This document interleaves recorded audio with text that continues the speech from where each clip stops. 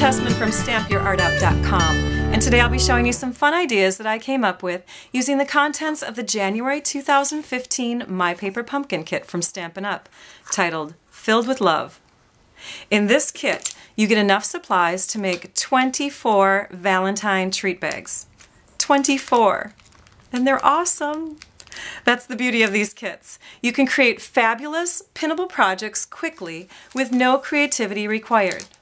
The kits include everything that you need: stamps, the ink, pre-cut and scored papers and embellishments, directions. Stampin' Up! Even puts out a how-to video. But I like to go beyond and think outside the paper pumpkin box when it comes to these kits.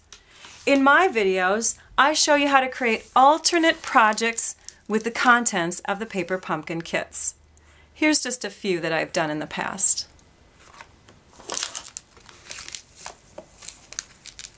I share all sorts of these fun projects in videos and on my blog, and then I share even more ideas privately with my personal Paper Pumpkin subscribers. This is a wine bottle tag. Find me on Pinterest, and the ideas will never end. Not a subscriber yet? You'll want to be after checking out what can be created with these very affordable kits. I'm excited to share, so let's get started.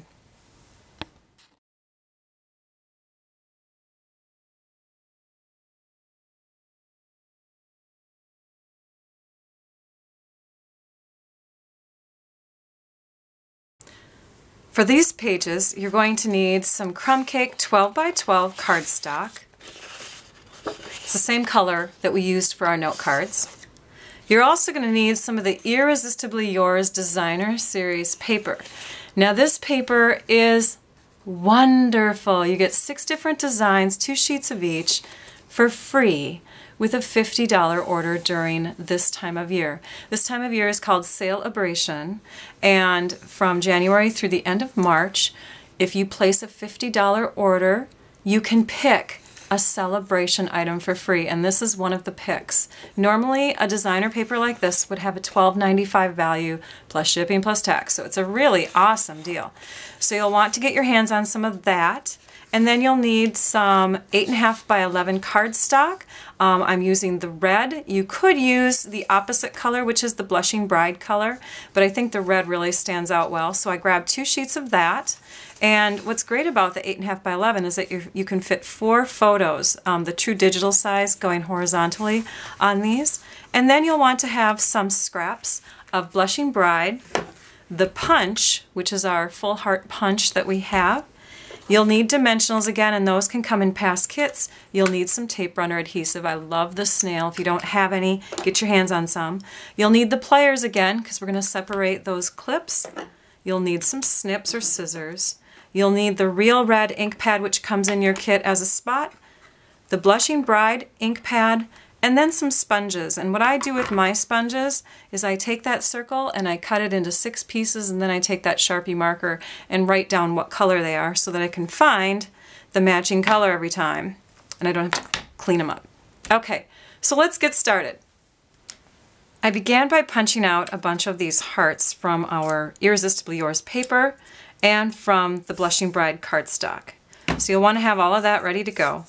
And then you're going to need stamp pads and sponges ready to go. And this is what we do. You rub on the color. It's fabulous. Now watch what's happening. Do you see the pink going down on the paper on the background? And the white dots are just popping out like that. You'll want to have some tissue on hand so that you can come and wipe off the excess that's sitting on the resisted part of the paper so that that white is really nice and bright. And you're going to do that with Blushing Bride with 2 of the designer papers.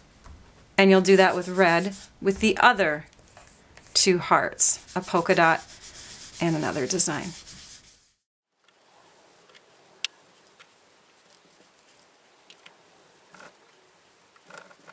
With this last white heart that I punched out, I'm just going to flip that over and we're going to stamp on that. That way we have a white piece without having to invest in lots of other cardstock. And that layers perfectly on one of our Blushing Bride pink hearts that we punched out. We'll grab a heart from the kit and the word love and stamp that.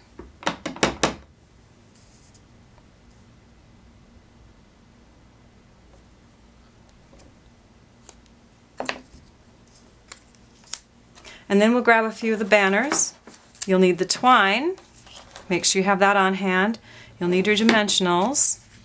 And then for the clips, again, let me show you quickly. There's a flat side and a round side. Grab the flat side, pull that pin out, take the spring out of there,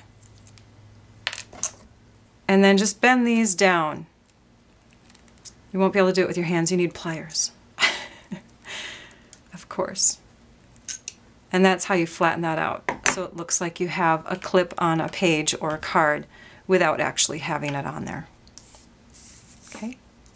Oh, and out of these pieces, you'll want to punch out 2 hearts from the stripes, 2 hearts from the pink and gold,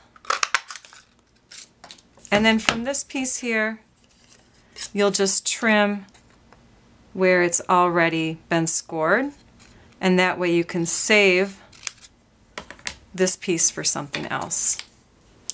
The next step after you have all your pieces is to figure out where your hearts are going to lay. Down in this bottom area, I want to have a cluster of hearts, and up here I want to have a cluster of hearts. So in order to do that, I don't want to tape these down yet. I kind of have to lay out all my hearts where I want them to go, and then I can kind of get an idea of where my other hearts will be when I place them on the page. So if I can lay these out, then I can position my stamp and I can stamp it down, you know, move these out of the way, quick stamp it down, put them back. A real great tool for when you're planning out your pages is a digital camera or a smartphone. You can take a picture of how you want all your pieces to lay out, and then you can move them and put things down and then move them back because you've taken a picture of it.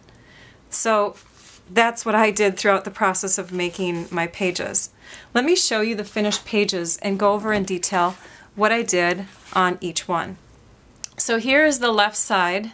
This is the one with the title, and it's the one where the red cardstock is more towards the top. So I took and layered my heart that I'd stamped with that little message, "You have my heart," layered it on there, and I don't have it on a dimensional, but it could be. It could be stuck down with a dimensional. It's basically stuck under the clip, and there is a glue dot there. It must have gotten loose. This one here is just that stamped heart with the love on it, and that's stuck down underneath the clip. Under here, we've got 3 banners, and they are placed up on dimensionals, so they're sticking up a little bit higher, and they can lift up off of this piece here. So this was laid down, then the banners, and then the hearts with the clip on top. Again, lots of glue dots, a couple dimensionals in there. I put a clip on this side, and then down here is where I have my little scattering of hearts. Can you see that? Little stamps and hearts, and some of them have dimensionals and some of them do not. Here's the other page. So here's the spattering of hearts that are up on the upper right, and this one's not supposed to be in there. So they go down like that, and there's a little one peeking out here, and then there's some banners up there that I made with the actual banner pieces that come in it, and then some extra strips that were left over when I punched out my hearts. Again, the clips with the twine. Very easy layout. It just takes some thinking when it comes to where you're going to place your hearts. Fun pages too. And I think this kit is pretty awesome. But I wanted to show you one last idea that is not Valentine-like. And so I looked at this outline heart that's in the kit, and I remember getting lots of swaps from Clever Demonstrators where they use outline hearts to make 4-leaf clovers. So I thought I would do the same. So I took some Wild Wasabi cardstock. Wild Wasabi ink is also going to be used in this. And I die cut using our circle framelits and the 2 3/4 inch wide circle. I die cut a piece of our paper. and just stamp that around the 4 sides.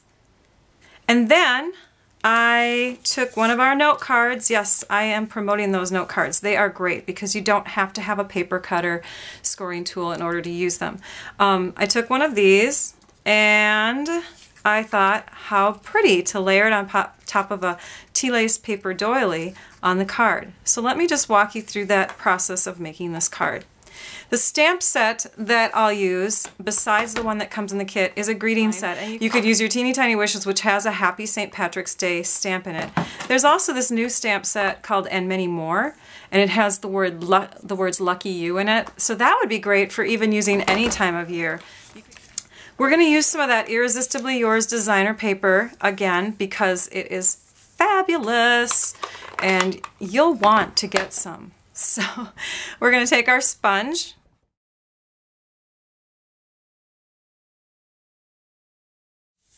See, it's incredible how much ink you wipe off when you go over it with a tissue right after. Okay, and this will be stuck on to the front of our card, but first we want to put the doily on.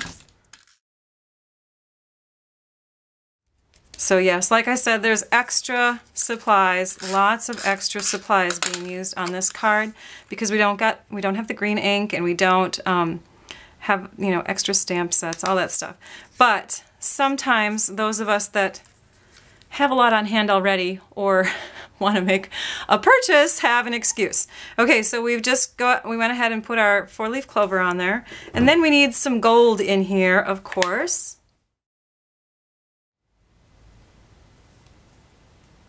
It's a heavy button, so 4 glue dots is perfect. We'll just stick that right in the middle. And then I've taken the Happy St. Patrick's Day image from the Teeny Tiny Wishes stamp set, stamped it on some white scrap paper, and punched it out with our modern label punch.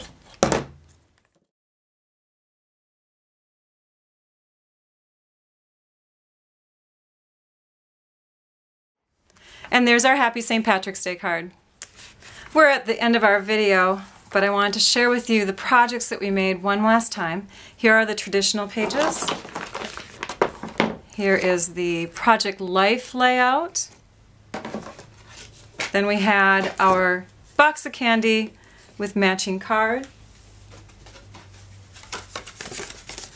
Can't forget our Froggy card. And our Simply Enjoy card that could be for any occasion. We have our St. Patrick's Day card. Then we have all our treats that were made in different ways than the directions on the box show. And of course, the way that we're supposed to make the little treats. There we go. Thank you for watching. It builds creativity to think outside the box.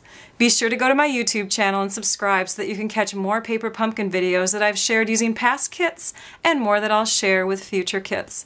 Also, be sure to visit my blog at stampyourartout.com so you can view close-up photos of these projects and see photos of other paper pumpkin kit ideas.